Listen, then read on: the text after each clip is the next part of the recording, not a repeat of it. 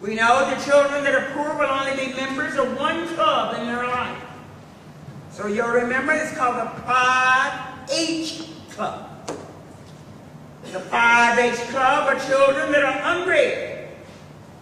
You know, I've had this wonderful buffet banquet here at your university tonight. I know you complain about the food all the time. I've never known any college campus where they didn't, but that's normal. So nobody cooks like Mama, and Mama was never a good cook. But be that as it may, we all brag about how well Mama was cooking. But every night in this rich country, we have 5 to 8 million children who go to bed hungry. They don't even have any food.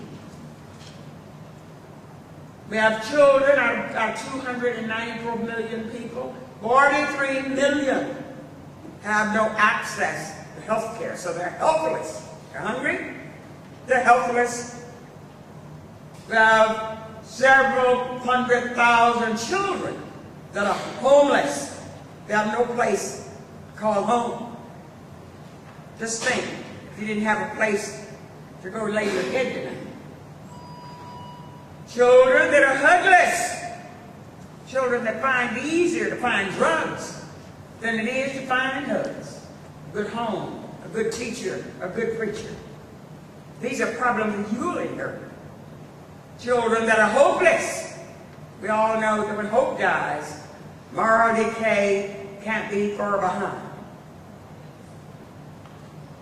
We in our society are leaving you. We don't have a health care system. We have a very expensive sick care system. The sicker you are, the better we got. On September 11th, 2001, we all remember that, I was in Havana, Cuba. What was I doing in Havana, Cuba? Myself and 2 other surgeons generals and the head of the AMA and NMA, we were looking at Cuba's healthcare system. Why in the world would we be looking at Cuba's healthcare system?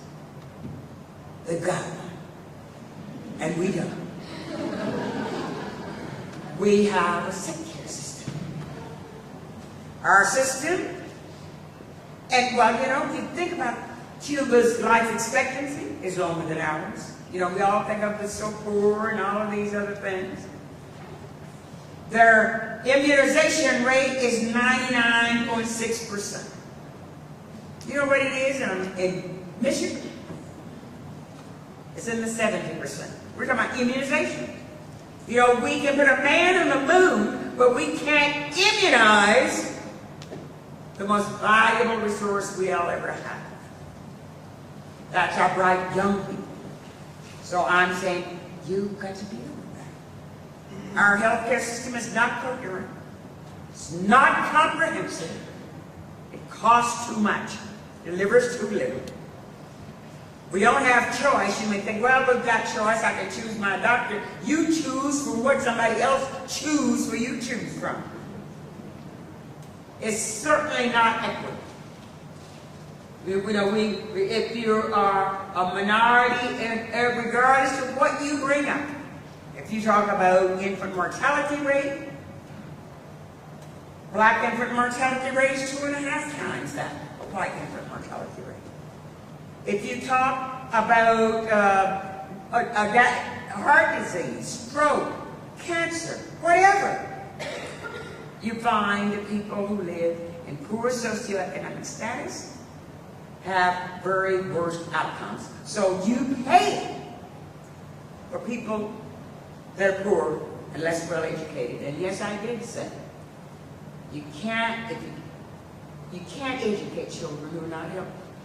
And you certainly can't keep them healthy if they're not educated. Our healthcare system is not only not equitable, it's certainly not universal. We feel that every lawyer or every criminal has a right to a lawyer.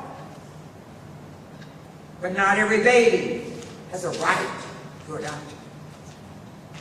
That's what we have going on in our country.